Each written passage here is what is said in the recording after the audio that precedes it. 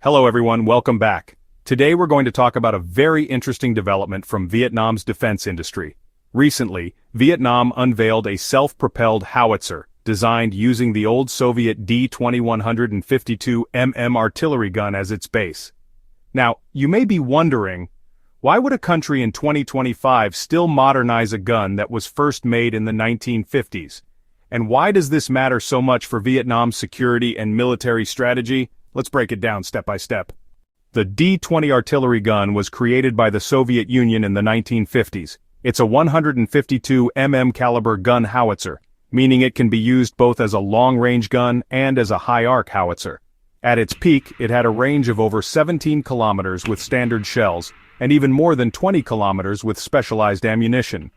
This gun became extremely popular during the Cold War. It was exported to dozens of countries, including Vietnam, where it saw combat during the Vietnam War and in later conflicts. Even today, Vietnam still has hundreds of these D-20s in service. The gun is reliable, powerful, and familiar to Vietnamese troops. But the problem is, traditional D-20s are towed artillery. That means they must be pulled by a truck set up manually and then fired.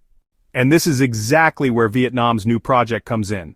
Instead of using the D-20 in its old towed form, Vietnam has now mounted it on a modern 8x8 truck chassis. This turns it into a self-propelled howitzer. So what's the difference? Well, mobility. The new system can move quickly, deploy faster, fire, and then change positions before the enemy can target it. This shoot-and-scoot tactic is critical in modern warfare, especially with the threat of drones and advanced radar systems.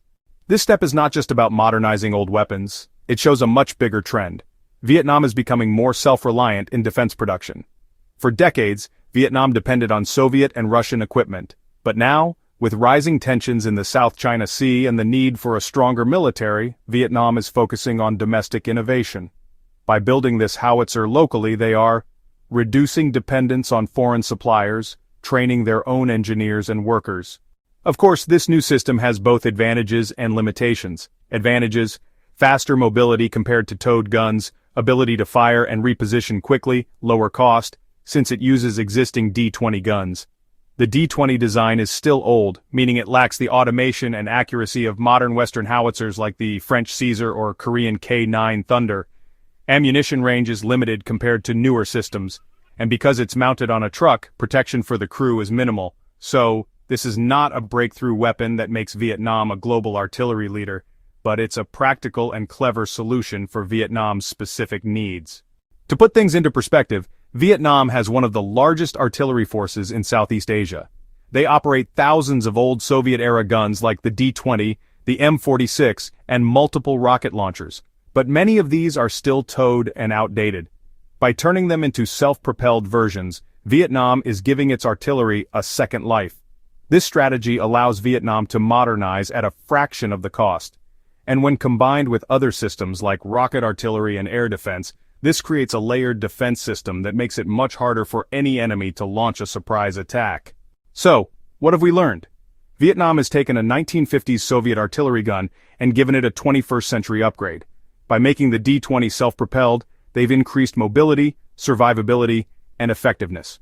More importantly, this is part of Vietnam's larger push to develop its own defense industry. This shows us a clear lesson. You don't always need the latest, most expensive weapons. Sometimes, upgrading existing systems in smart, cost-effective ways can be just as powerful. In a region where tensions are rising, especially in the South China Sea, Vietnam's decision to modernize artillery reflects both practicality and strategic thinking. And that's the story of how Vietnam's old Soviet guns are getting a new life in 2025. Thank you for watching. Do you think Vietnam should focus more on modern systems like drones and missiles, or continue upgrading its old artillery? Share your thoughts in the comments. Don't forget to like and subscribe for more such explainers. Until next time.